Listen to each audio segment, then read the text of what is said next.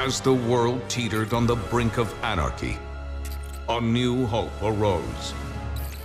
An elite international task force charged with ending the war and restoring liberty to all nations. Overwatch. It was literally just a few hours ago when Blizzard unveiled Overwatch, their first brand new IP, and I think Chris called it 17 years. So for those who weren't watching at home, just quickly, what is Overwatch exactly? Overwatch is Blizzard's new team-based first-person shooter. It takes you to, into the future where you, with a bunch of new and exciting heroes, you fight in locations around the world.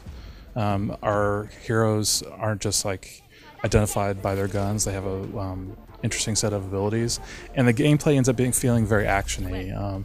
It's a bit more back and forth than a lot of other shooters. First-person shooters. The name Blizzard isn't exactly the first studio that pops in my head when I hear the term first-person shooter. So why did you guys decide to go in that direction instead of something that was, well, more, I guess, more closer to what you usually do? We're just really fans of the genre. We love it. We've been playing first-person shooters all the way back to Doom, Quake, Team Fortress. I mean, it's something there's a lot of us that have always actually wanted to make a first-person shooter at Blizzard. And we finally had the opportunity and the means, so we were like, wow, let's do this.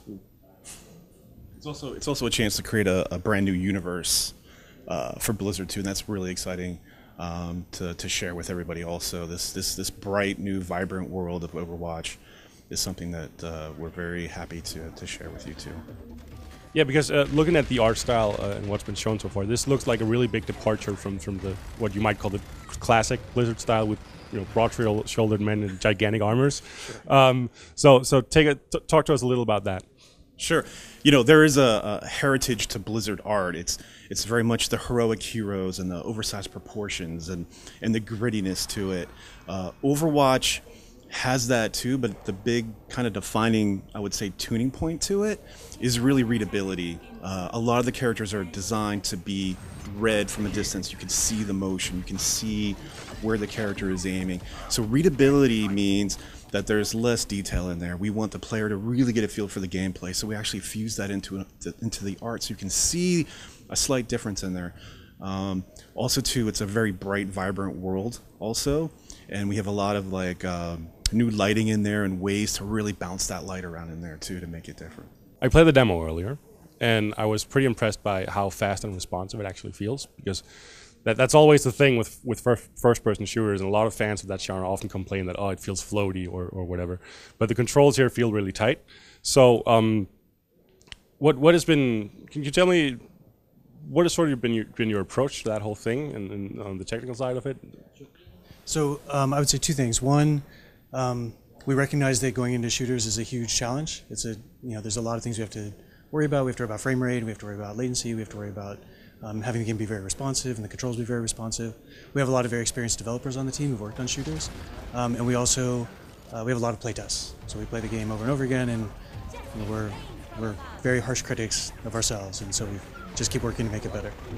Yeah, I'm thinking because games like Diablo and World of Warcraft and Hearthstone especially, they're very latency independent, you might say, or latency neutral, whereas this is, it has to be just right for it to actually work. There's some truth to that. Certainly, in World of Warcraft, there's a little more latency tolerance, but it's still something that Blizzard has focused on a lot. We have a lot of experience in it, and really it's just something we're going to keep working on. We have a really modern engine and a modern networking system. We've learned a lot from those games, and so we're pretty happy with it so far. The demo that's being shown here has, I think, 12 heroes, yes. and it's a 6 versus 6 game. Mm-hmm. So were you ever at one point considering locking players into specific characters and saying, oh, you can only play this character for this game, and then you have to switch after characters? And what made you sort of decide to go with the freer form that it has now? I think a lot of it just comes down to, because it's just more fun that way, to put it simply. There's also things where it's like, hey, the other team is using these particular set of heroes. Wouldn't it be really cool if we could use this hero to counter that? And actually being able to do that in game gives the players a whole lot of agency, the ability to think that like, oh well, I'm not just screwed here. It's like, hey, I can go in and fight with another hero if need be. I mean, like I said, in the end, it just ends up being something where it's just a whole lot more fun to be able to fluidly switch back and forth with heroes. In a lot of cases, just because maybe you just want to play another hero in a lark. I mean, we'll see. In the design of the heroes, have you sort of considered letting people focus on just one, or do you want to push them into playing several characters in the game? It's really up to the player. I mean, we're trying to put a lot of depth into each character, so if you are someone that just likes playing that one character, you'll continue to learn new things about it as they play. But then again, if you're someone that's like just likes a huge variety, it's like, hey, I can try all these different heroes. It's really about, for a player, just finding their identity. Like, what do they want to do? What character do they want to associate with? And that might be not just a game design thing. It might be just like, hey, I like the way this hero looks. I mean, you said that you wanted to put more heroes in the game that are in the current version. Is there any sort of any idea how big how wide a range of heroes you want, or how many, any numbers or anything? We'll see. I mean, right now we're just lots more. I mean, we're not going to stop for a while. And right now we're just really super jazzed creatively about the game. So as the hero ideas come in, we're just implementing them, over time, and you'll see more as we get towards the beta in 2015. There'll be more information on that to come. But for now, we've got 12 here at BlizzCon that are really fun to play. From what I played in demo so far, I sort of stuck with shooter, actiony movability type heroes. I know that there's a lot of variety when you get into the support classes and the defense classes. So what are your sort of favorite abilities that some of those guys have? Wow. There's a lot of them, because I mean, each character, it's not just, they might have 1 or 2 weapons. They'll have 2 or 3 abilities. Like I really like the Orb of Discord on Zenyatta. It's something where he'll actually project an orb onto an enemy, and then that enemy will take 50% more damage, and that's from everyone on your team. So if you really have trouble taking down a target, you can put that Discord orb on, and then everyone else can quickly take him down. And that's really super useful when you're trying to take out some of our tanks who are pretty survivable and can be tough nuts to crack. Wow, depends what day it is. I love Torbjorn's, the builder, the turrets, Reinhardt's shield that blocks incoming projectiles. What else do I love? Winston's rage is a lot of fun for me. It depends what day it is, though. It will change. Yeah, I would say the same thing. Recently I've been playing Symmetra a lot, and she has little mini turrets she can drop, which are great because you can set a trap for somebody, put a bunch of turrets up, or if somebody's chasing you, you can just kind of drop them at your feet and make them run over them. So, but I would say the same. It changes all the time. And if somebody kills me with a cool ability, then next time I play, I want to try to figure out how to make that one work.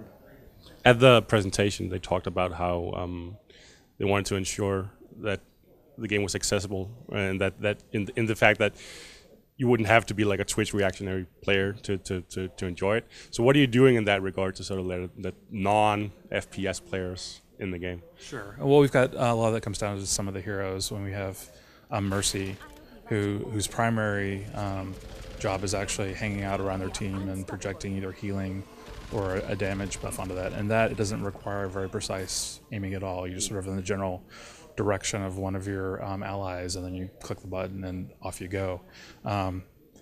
It's those kinds of things, making sure that not all the targeting has to be super precise.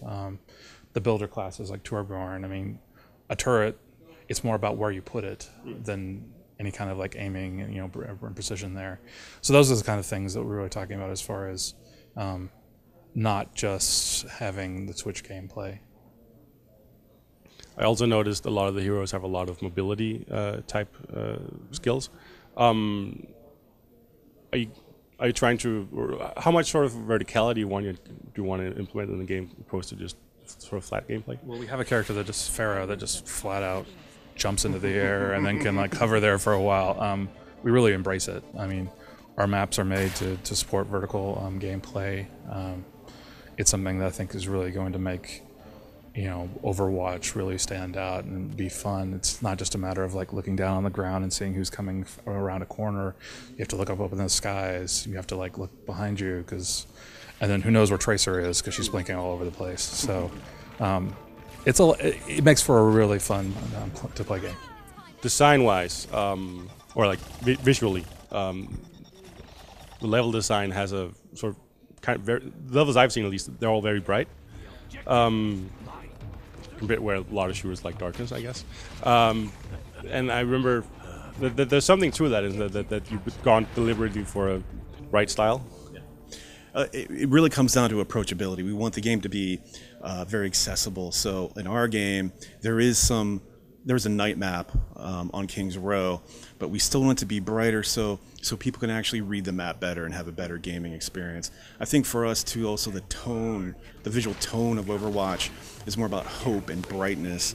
So we don't want to actually shift too much, even artistically, into the very dark kind of desaturation feeling. We want it to be a bright, uplifting world.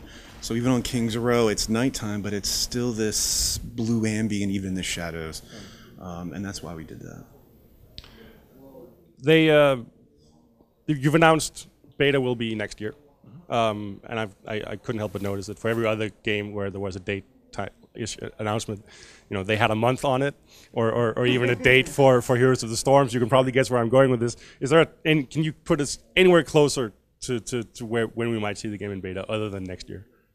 Not really at this time. No. We have a lot to do, and we have a lot to figure out. So